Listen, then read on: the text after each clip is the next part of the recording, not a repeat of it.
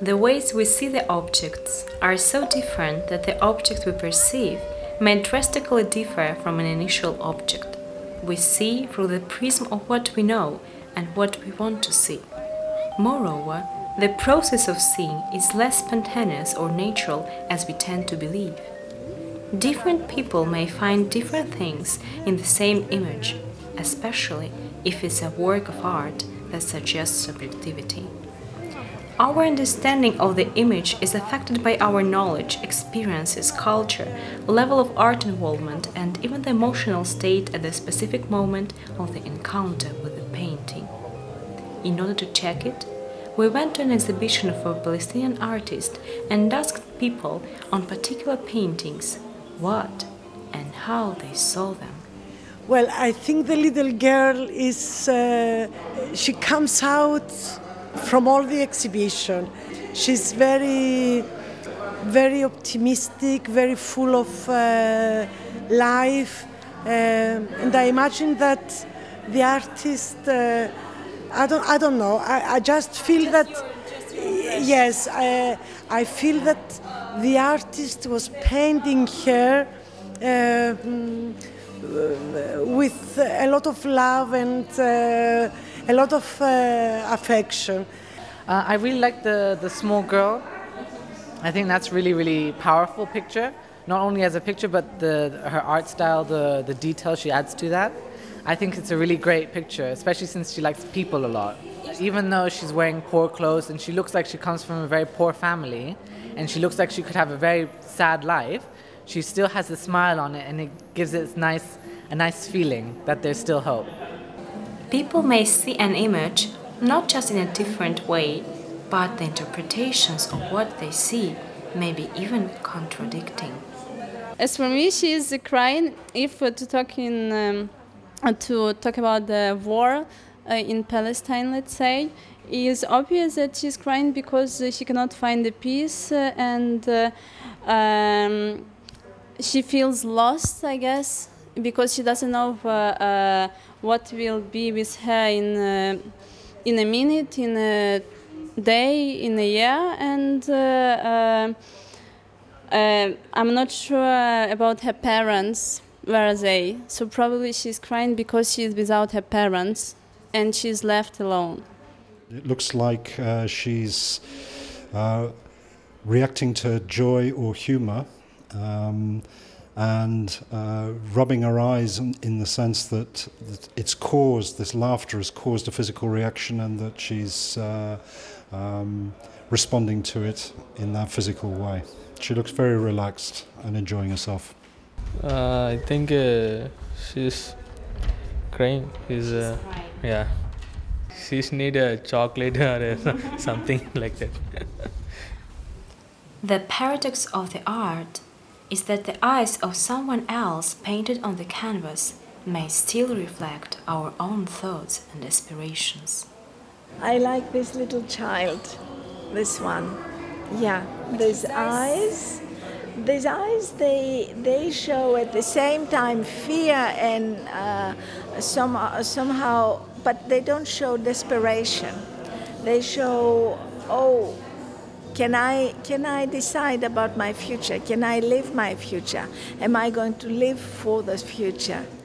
I'm angry. I'm not depressed because I just want to go in there and take the kid from there. I don't feel depressed. I don't feel sad. I'm angry that a child has to go through that. One of the paintings that stands out of the exhibition is a female portrait named by the artist Village Girl. So, what did people see in that painting? It's a very feministic portrait of a woman, village woman. Usually you don't, when you relate in your brain, you have an image that when you talk about Arab woman, and usually you have an image of hijab, and this is something that it breaks that image in your head.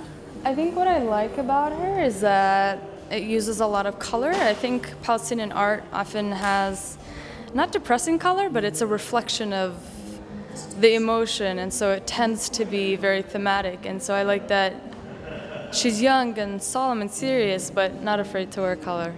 I think she's a bit not sad or depressed, but she wears colorful clothing and like colorful makeup. So she tries to be more uplifting, I guess. Yeah, she has that village natural beauty on her because we live in a city and we see all that beauty in the city with their makeup and everything, and she has a natural beauty on herself with just the scarves and the dresses. She looks like a European dancer making Oriental dance. She looks like an Arabic woman. She has a scarf, yes, on her head. She has typical jewelry for me. It's looking beautiful. Yes, different colors. It's look modern. I think she's not happy. He's looking for someone. I think it's from Europe. But definitely not from Europe. It's very colorful and it's modern, and she looks like like a cool girl. But on the other hand, she keeps something from, let's say, from her country.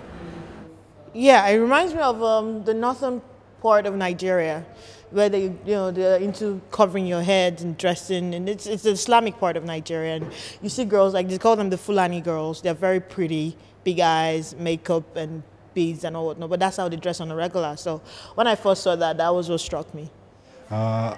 I dislike this image because it strikes me as exemplifying New Ageism. It's got a lot of visual clues which say to me there's some dodgy philosophy behind the wearing of the beads and the bandara on the head. That I would associate with a particularly decadent turn in the West.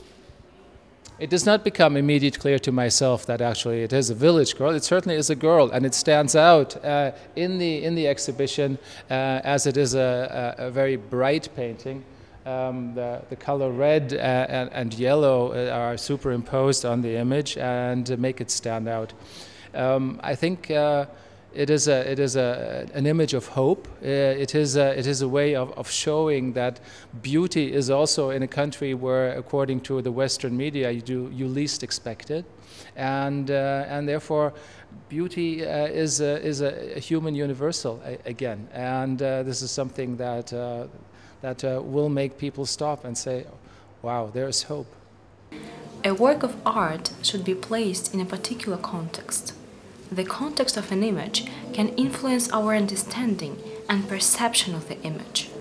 To see a painting in an art exhibition is not the same as you see it out of that context.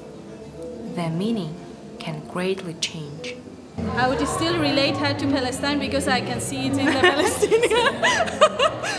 If I was outside, probably no, it wouldn't have crossed my mind either.